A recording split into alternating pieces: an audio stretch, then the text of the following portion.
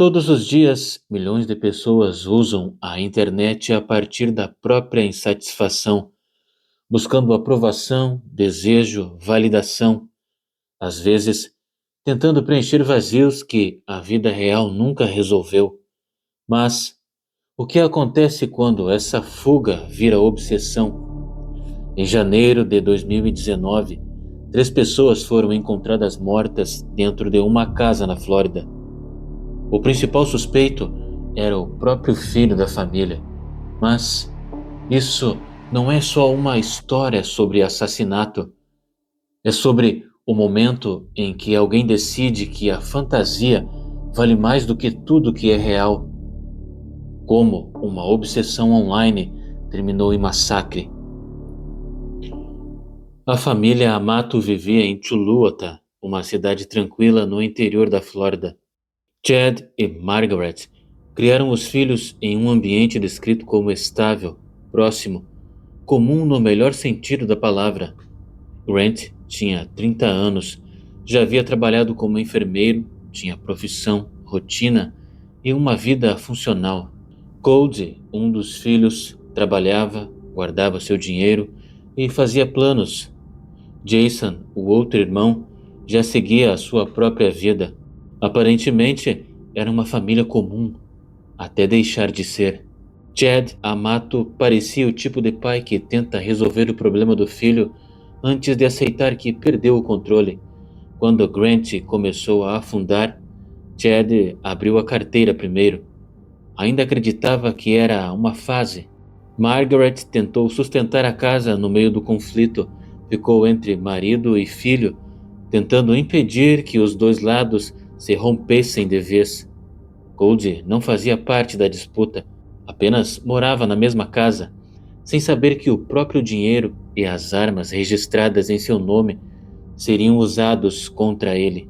Em 2018, Grant perdeu o emprego como enfermeiro e passou a ficar cada vez mais tempo online. Foi nesse período que encontrou uma plataforma de webcam e nela uma modelo búlgara conhecida como Sylvie.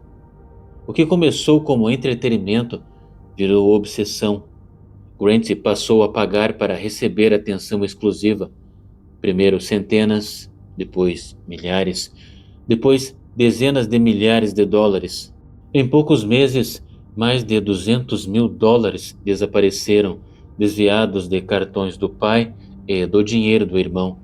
Para sustentar isso, ele mentia diariamente, inventava explicações para saques, criava histórias para cobrir outras histórias e construía uma versão falsa de si mesmo, um homem rico, bem-sucedido e generoso, uma vida que só existia na tela. A família não sabia de nada, até descobrir tudo. Quando Chad e Margaret entenderam o tamanho dos desvios, no fim de 2018, decidiram intervir. Grant foi enviado para um centro de reabilitação voltado à dependência de internet e pornografia. Era a tentativa mais séria de salvá-lo. Mas ele saiu antes do previsto e pouco depois o celular de Margaret sumiu por algumas horas. Quando voltou, havia mensagens enviadas para a modelo búlgara.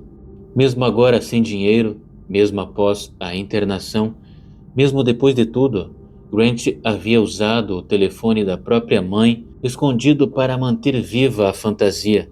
Foi quando Chad, seu pai, deu o ultimato final. Grant teria que sair de casa. Para Grant, aquilo significava mais do que perder um endereço. Sem a casa, sem a família e sem acesso ao dinheiro deles, a fantasia acabava. Não havia plano B, não havia emprego, não havia reserva. A persona que ele criou dependia de recursos que nunca foram seus. Em 24 de janeiro de 2019, Grant sabia que seria expulso definitivamente. Naquela mesma noite, Chad, Margaret e Cody foram assassinados dentro de casa. Quando a polícia chegou, Grant não estava na residência e a cena parecia construída para contar outra história. Os corpos estavam posicionados de forma a sugerir que Cody havia matado os pais e depois cometido suicídio. As armas usadas pertenciam ao irmão. Tudo apontava para ele, mas nada fechava. A balística contrariava a narrativa. A posição dos corpos não sustentava a hipótese. Não havia sinais de entrada forçada. Quem fez aquilo conhecia a casa e circulava ali sem barreiras. E havia mais. Investigadores encontraram movimentações relevantes em dispositivos eletrônicos. A atividade digital de Grant, rastreada pelos peritos, mostrava acesso próximo ao horário do crime. Mensagens, movimentações financeiras e comportamento online formavam o mesmo desenho. A perícia desmontou a encenação peça por peça. Grant foi localizado a menos de 48 horas depois. Estava com o passaporte e com algo ainda mais revelador. Registros mostravam que, depois dos assassinatos, ele tentou restabelecer contato com a modelo búlgara. O pai, a mãe e o irmão ainda estavam lá dentro e ele tentava falar com ela. Mais do que qualquer laudo técnico, esse detalhe expôs o estado mental de Grant naquele momento. Não havia choque, não havia ruptura. A obsessão seguia funcionando como se nada tivesse acontecido. No tribunal, Grant manteve a mesma versão até o fim. Disse ser inocente. Segundo a defesa, Cold teria matado os pais e depois tirado a própria vida. Cold, que não podia responder. A promotoria apresentou o conjunto de provas reunido pela investigação, evidências digitais, registros financeiros, balística, a reconstrução da cena do crime. Jason Amato, o irmão sobrevivente, relatou os desvios, os conflitos e a deterioração progressiva de Grant. A defesa não encontrou base sólida. O júri considerou Grant Amato culpado por triplo homicídio em primeiro grau. A pena de morte chegou a ser considerada, mas não houve unanimidade. A sentença final foi prisão perpétua, sem possibilidade de liberdade condicional. Chad, Margaret e Cold Amato foram mortos naquela noite.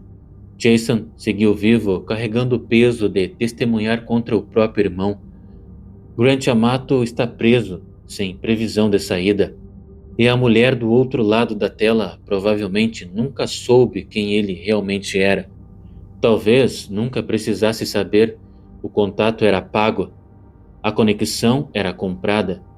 A realidade nunca fez parte do acordo. A família tentou salvá-lo mais de uma vez. Terapia, internação, ultimato. Cada tentativa encontrou uma mentira maior.